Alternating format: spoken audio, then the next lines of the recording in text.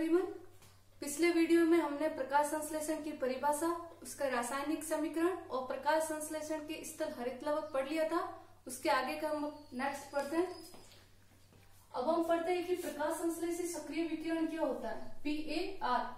क्या सूर्य की प्रकाश की दृश्य स्पेक्ट्रम के सातों कलर में प्रकाश संश्लेषण की दर उच्चतम होती है या न्यूनतम होती है? क्या होता है जब एक ही कलर का प्रकाश दिया जाए या फिर एक ही कलर का न्यूनतम प्रकाश दिया जाए, उच्चतम प्रकाश दिया जाता है, तो ऐसी स्थिति में क्या होता है वो हम आगे समझेंगे। ये जो आज के जो पॉइंट है, ये 12th के बोर्ड के अंदर जो हमेशा एक एक नंबर के क्वेश्चन पूछे जाते हैं, उसके लिए इम्पोर्टेंट है। आज पढ़ते हैं प्रकाश संश्लेषी सक्रिय विकिरण, जिसे शॉर्ट में हमेशा आपके क्वेश्चन में PAR ही लिखा आता है, फुल फॉर्म नहीं लिखी आती है। फोटोसिंथेसिस एक्टिव रेडिएशन, तो आपको इसको PAR से ही याद रखना है, जरूरी नहीं है कि आपकी फुल फॉर्म दी है। तो क्या होता है फोटोसिंथेसिस एक्टिव रेडिएशन? प्रकाश संश्लेषी वर्णक जो हमने पढ़े थे, क्लोरोफिल, फाइकोबिलिन्स वगैरह, जो कहाँ पाया जाता है? थाइलेकोइड की झिल्ली के अंदर। जो प्रकाश संश्लेषण की सूक्ष्मतम इकाई पढ़ी थी हमने, क्वांटासोम, उसकी झिल्ली के अंदर अलग अलग प्रकार के प्रकाश संश्लेषी वर्णक, क्लोरोफिल है, कैरोटीनॉइड है, फाइकोबिलिन्स, फिनोल, ये सभी। उसके अंदर जो क्लोरोफिल वर्णक होते हैं वो दर्शी स्पेक्ट्रम की बैंगनी, नीले तथा लाल रंग के प्रकाश का अधिकतम अवशोषण करते हैं। कौन कौन से? बैंगनी, नीले तथा लाल रंग के प्रकाश का अधिकतम अवशोषण करते हैं, जो कि 400 से 700 नैनोमीटर तरंगदैर्ध्य के मध्य होता है। इस तरंगदैर्ध्य के अंदर, इसके अंतर के मध्य प्रकाश संश्लेषण जो होता है वो उच्चतम होता है, जिसे प्रकाश संश्लेषी सक्रिय विकिरण कहते हैं। इसके अंदर जो कॉम्पिटिटिव एग्जाम है उनके अंदर सबसे ज्यादा ये पूछा जाता है कि किस तरंगदैर्ध्य के मध्य प्रकाश संश्लेषण की दर उच्चतम होती है, तो 400 से 700। अब नेक्स्ट ये कि प्रकाश संश्लेषण की जो दर होती है वो दर्शी स्पेक्ट्रम के किस रंग में सर्वाधिक होती है? तो जो सर्वाधिक होती है वो लाल रंग में होती है और जो न्यूनतम होती है वो हरे रंग में होती है। ये हमेशा एक नंबर के क्वेश्चन में पूछे जाते हैं, चाहे बोर्ड एग्जाम हो चाहे कॉम्पिटिटिव एग्जाम हो। सर्वाधिक प्रकाश संश्लेषण लाल रंग में और न्यूनतम प्रकाश संश्लेषण की दर हरे रंग में, और लाल रंग के बाद, लाल रंग में सर्वाधिक, उसके बाद बैंगनी और उसके बाद नीले रंग में प्रकाश संश्लेषण की दर अधिकतम होती है। इतना क्लियर है? उसके बाद होता है लाल पतन। ये हमेशा आपके एक एक नंबर के क्वेश्चन में पूछे जाते हैं, PAR क्या होता है, लाल पतन क्या होता है, ये सभी इसको एक एक नंबर के जो क्वेश्चन आए उनको कवर कर रहे हैं इस चैप्टर के अंदर से। तो लाल पतन क्या होता है कि जब वैज्ञानिकों ने जब पादपों के अंदर केवल उच्च तरंगदैर्ध्य वाला प्रकाश 680 नैनोमीटर से उच्च तरंगदैर्ध्य वाला प्रकाश, लाल प्रकाश दिया, तो प्रकाश संश्लेषण की दर क्या होगी? घट गई, जिसे क्या कहा गया? लाल पतन। अब लाल पतन के शब्द को तोड़कर देखिए, पतन का मतलब गिरना, प्रकाश संश्लेषण की दर का गिरना। और लाल पतन क्यों बोला गया? क्योंकि किसके कारण हो रही है? उच्च तरंगदैर्ध्य 680 नैनोमीटर से उच्च तरंगदैर्ध्य का जब प्रकाश दिया जाता है तो प्रकाश संश्लेषण की दर घट जाती है, जिसे क्या कहते हैं? लाल पतन। एक बार रिपीट कर लेते हैं। जब प्रकाश संश्लेषण में पादप को 680 नैनोमीटर से उच्च तरंगदैर्ध्य का प्रकाश दिया जाए तो प्रकाश संश्लेषण की दर घट जाती है, जिसे लाल पतन कहते हैं। अभी हमने ऊपर पढ़ा है कि जो प्रकाश संश्लेषण की दर है वो लाल रंग में सर्वाधिक होती है, लेकिन यहाँ हम पढ़ रहे हैं कि लाल केवल उच्च तरंगदैर्ध्य वाला लाल प्रकाश दिया जाए तब घटती है, बाकी हमेशा लाल रंग में प्रकाश संश्लेषण की दर उच्चतम होती है। उसके बाद वैज्ञानिक इमर्सन तथा उसके सहयोगियों ने, इतना होने के बाद उन्होंने पादपों को उच्च तरंगदैर्ध्य के साथ साथ क्या दिया था? निम्न तरंगदैर्ध्य वाला प्रकाश भी दिया गया था। तो क्या होना चाहिए था कि जब उन्होंने उच्च तरंगदैर्ध्य वाले प्रकाश के साथ निम्न तरंगदैर्ध्य वाला प्रकाश दिया तो प्रकाश संश्लेषण की दर में क्या हो गई थी? वृद्धि। जितनी उन्होंने अपेक्षा करी थी उससे कहीं ज्यादा उसकी प्रकाश संश्लेषण की दर में क्या हुई थी? वृद्धि होती। इसी वैज्ञानिक के नाम के आधार पर इसे इमर्सन सहवर्ती प्रभाव कहते हैं। ये जो वृद्धि थी, इन दोनों उच्च व निम्न तरंगदैर्ध्यों को जो जोड़कर जो वृद्धि आनी थी उससे भी ज्यादा क्या थी? वृद्धि अधिक थी। इसी आधार पर कि उच्च व निम्न तरंगदैर्ध्य दोनों प्रकाश दिया जाए तो प्रकाश संश्लेषण की दर बढ़ जाती है। इसी आधार पर वैज्ञानिक इमर्सन ने बताएं कि प्रकाश संश्लेषण में दो वर्णक समूह कार्य करते हैं। एक वर्णक समूह वो होगा जो केवल उच्च तरंगदैर्ध्य की प्रकाश को अवशोषित करके प्रकाश संश्लेषण की क्रिया को संपादित करेगा, और एक वो जो निम्न तरंगदैर्ध्य की प्रकाश को अवशोषित करके प्रकाश संश्लेषण की क्रिया को संपादित करेगा। इसी आधार पर उन्होंने प्रकाश तंत्र प्रथम और प्रकाश तंत्र द्वितीय दो प्रकाश तंत्र की अवधारणा दी गई। होता क्या है प्रकाश तंत्र में 300 से 400 सहायक वर्णक तथा एक क्या होता है अभिक्रिया केंद्र होता है। प्रकाश तंत्र में 300 से 400 क्या होते हैं सहायक वर्णक तथा एक क्या होता है अभिक्रिया केंद्र होता है। हम अभी थोड़ी देर बाद में पढ़ेंगे कि प्रकाश संश्लेषण की जो क्रियाविधि होती है दो चरणों में पूरी होती है, प्रकाशिक अभिक्रिया और अप्रकाशिक अभिक्रिया। प्रकाशिक अभिक्रिया में जो भी सूर्य का प्रकाश है उसे अवशोषित करके स्वांगीकारी शक्ति का निर्माण किया जाता है। किस प्रकार किया जाता है कि जब हमने पढ़ा कि दो प्रकाश तंत्र, एक उच्च तरंगदैर्ध्य वाले प्रकाश के लिए और एक निम्न तरंगदैर्ध्य वाले प्रकाश के लिए, इनमें होता है एक अभिक्रिया केंद्र और इसके चारों तरफ रहते हैं सहायक वर्णक 300 से 400। एक अभिक्रिया केंद्र, मध्य केंद्र में एक अभिक्रिया केंद्र होता है, क्लोरोफिल जो वर्णक होता है एक अभिक्रिया केंद्र, और इसके चारों तरफ 300 से 400 सहायक वर्णक होता है। जो सूर्य की सनलाइट के अंदर जो उच्च ऊर्जा वाले कण होते हैं जिन्हें क्या कहा जाता है फोटोन। जो सनलाइट होती है उस सनलाइट के अंदर उच्च ऊर्जा युक्त कण फोटोन की ऊर्जा क्वांटम, सनलाइट में उच्च ऊर्जा युक्त कणों को फोटोन कहा जाता है और इनकी ऊर्जा को कहा जाता है क्वांटम। तो ये जितने भी सहायक वर्णक होते हैं यह सहायक वर्णक इस क्वांटम ऊर्जा, फोटोन की जो क्वांटम ऊर्जा होती है उसको अवशोषित करके किसे दे देते हैं अभिक्रिया केंद्र को। अभिक्रिया केंद्र इसी ऊर्जा को अवशोषित करके इलेक्ट्रॉन का क्या करता है निष्कासन करता है। यही इलेक्ट्रॉन का निष्कासन अलग अलग प्रवाह होता है इलेक्ट्रॉन ट्रांसपोर्ट चेन के अंदर, जिससे विभिन्न इलेक्ट्रॉन ग्राही इसे ग्रहण करके एटीपी के रूप में ऊर्जा संश्लेषित करते हैं। इसको हम नेक्स्ट अपने प्रकाशिक अभिक्रिया में कंप्लीट पढ़ेंगे। अब हम आगे लेते हैं 12th बोर्ड के हिसाब से जो प्रकाश तंत्र पे क्वेश्चन आता है, हर बार मोस्टली ये क्वेश्चन होता है कि प्रकाश तंत्र प्रथम और प्रकाश तंत्र द्वितीय में अंतर स्पष्ट की थी। तो हम इसको कंपेयर पढ़ने की पढ़ते हैं ताकि आप अच्छे से क्वेश्चन कर सके।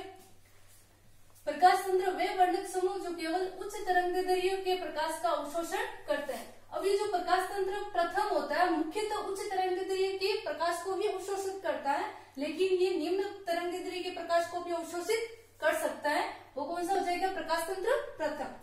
प्रकाश तंत्र द्वितीय होता है जो केवल निम्न तरंगदैर्ध्य के प्रकाश का ही अवशोषण करता है, वो हो जाएगा प्रकाश तंत्र द्वितीय। इसके अतिरिक्त इसमें अभिक्रिया केंद्र P700 होता है। अभी हमने पढ़ा था कि जो प्रकाश तंत्र होते हैं इसके अंदर 300 से 400 सहायक वर्णक और एक अभिक्रिया केंद्र होता है। जो प्रकाश तंत्र प्रथम होता है उसके अंदर अभिक्रिया केंद्र होता है P700, और जो प्रकाश तंत्र द्वितीय होता है उसके अंदर अभिक्रिया केंद्र होता है P680।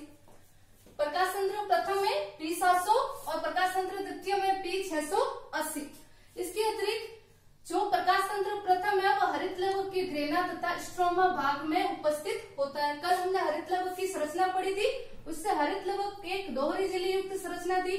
मध्य का भाग दो भागों में बटा था, ग्रेना तथा स्ट्रोमा। मध्य के भाग को हमने क्या बोला था स्ट्रोमा, और ग्रेना कौन सा भाग था जो नलिका तंत्र था उसको क्या बोला था हमने ग्रेना। इस तरीके से कल हमने संरचना पढ़ी थी।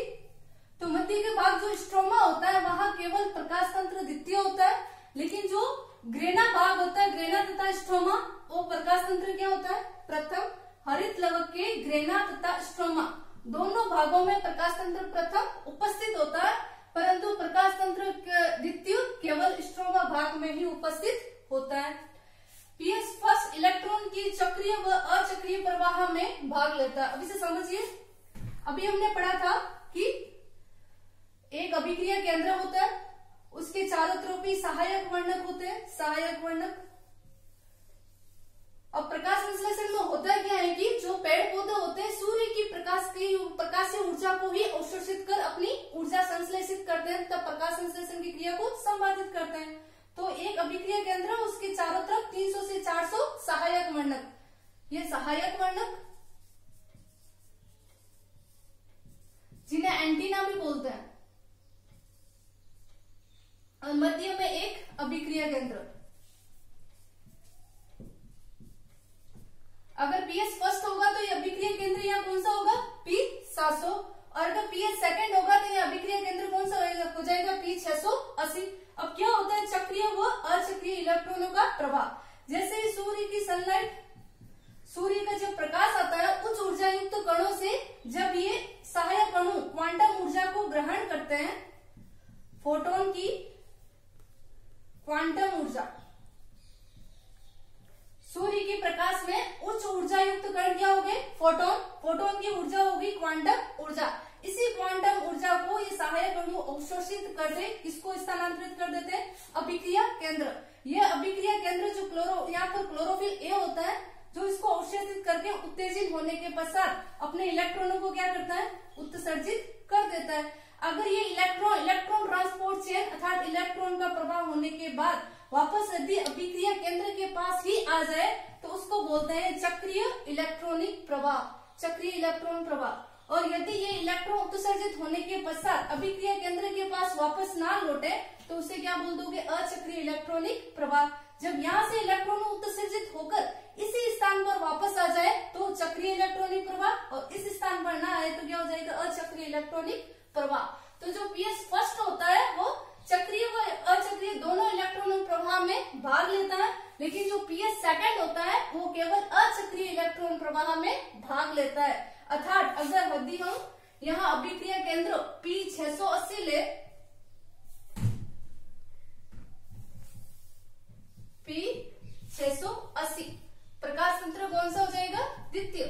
यदि यहाँ पर सहायक वर्णक ऊर्जा अवशोषित करके अभिक्रिया केंद्र को देते हैं, तो यदि यहाँ से अगर इलेक्ट्रॉन उत्सर्जित हुआ तो वो वापस या पुनः वापस P680 अभिक्रिया केंद्र के पास नहीं आएगा, यह इलेक्ट्रॉन आगे चला जाएगा पीएच फर्स्ट के पास और वापस आगे की ओर उत्सर्जित कर दिया जाता है, परंतु वापस पुनः इसी अभिक्रिया केंद्र में नहीं आता है। इसे बोलते हैं अचक्रीय इलेक्ट्रॉनिक प्रवाह।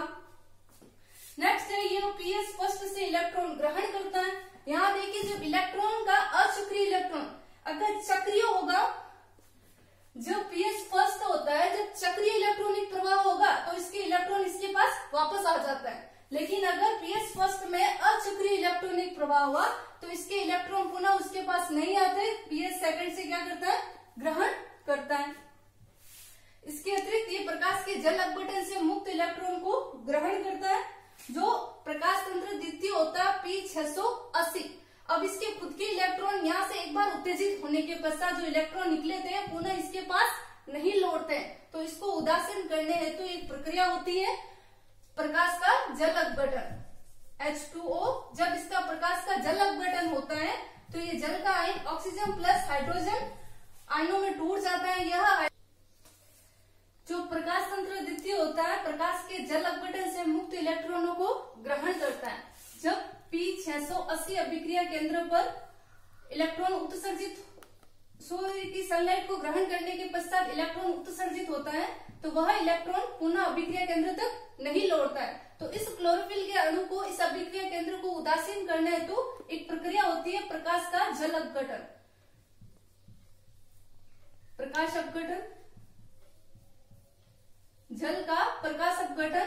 ये H2O ऑक्सीजन प्लस हाइड्रोजन, दो H2O के अणु होते हैं, ऑक्सीजन के 2 अणु, हाइड्रोजन के 4 और प्लस 2 इलेक्ट्रॉन मुक्त होते हैं। ये 2 मुक्त इलेक्ट्रॉन इस अभिक्रिया केंद्र को क्या कर देते हैं, उदासीन। अर्थात पीएच सेकंड जो होता है वो प्रकाश के जल अपघटन से उत्सर्जित इलेक्ट्रॉनों को ग्रहण करता है। अब हम प्रकाश संश्लेषण की क्रियाविधि को समझते हैं। प्रकाश तंत्र प्रथम, प्रकाश तंत्र द्वितीय पढ़ लिया था। अब आगे हमारे प्रकाश संश्लेषण की क्रियाविधि। इस क्रियाविधि को सरल रूप से समझने के लिए प्रकाश संश्लेषण की क्रियाविधि को 2 भागों में पढ़ सकते हैं, प्रकाशिक अभिक्रिया और अप्रकाशिक अभिक्रिया। प्रकाशिक अभिक्रिया प्रकाश की उपस्थिति में होती है और अप्रकाशिक अभिक्रिया प्रकाश की अनुपस्थिति में होती है।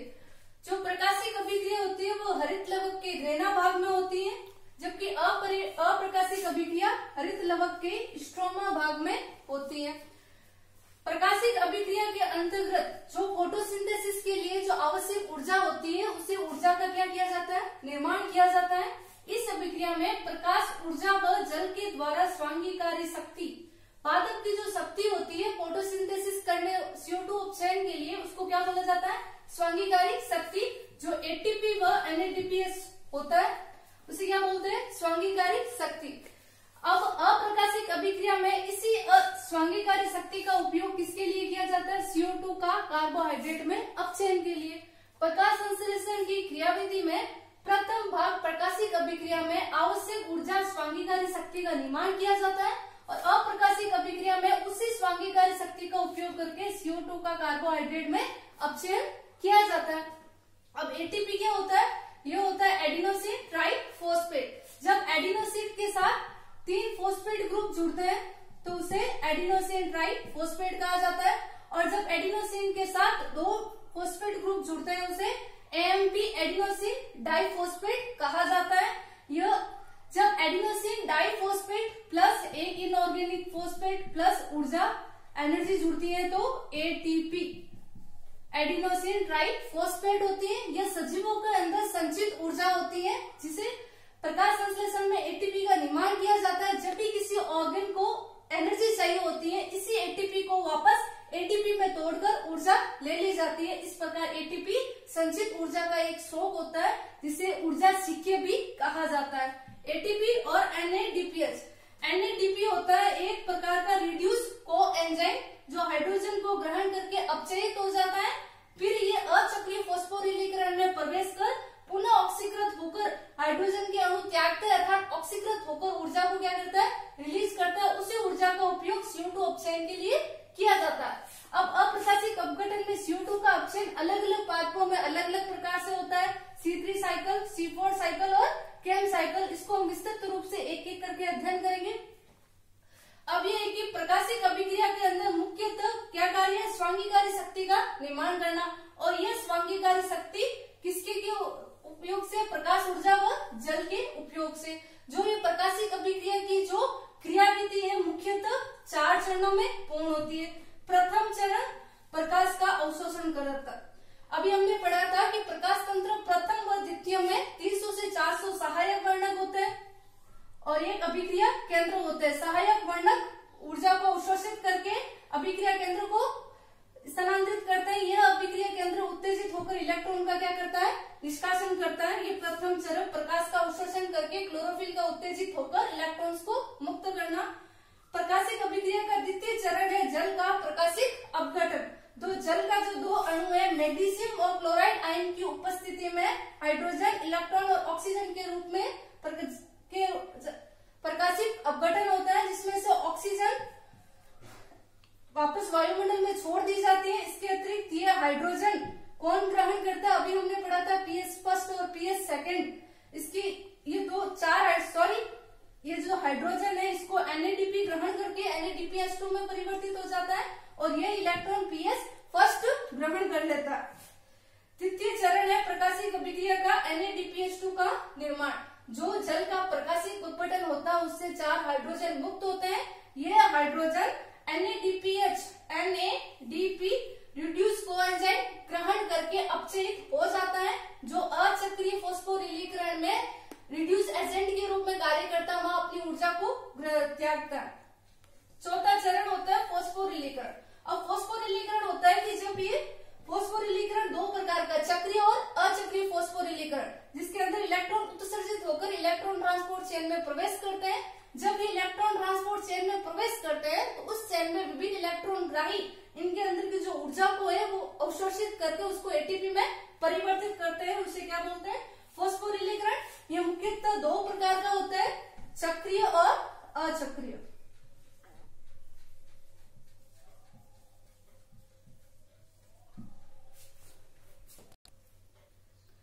अब हम नेक्स्ट वीडियो में फॉस्फोरिलीकरण के चक्रीय और अचक्रीय फॉस्फोरिलीकरण को अध्ययन करेंगे, जिसका मुख्यतः अंतर पूछा जाता है आपके बोर्ड एग्जाम में।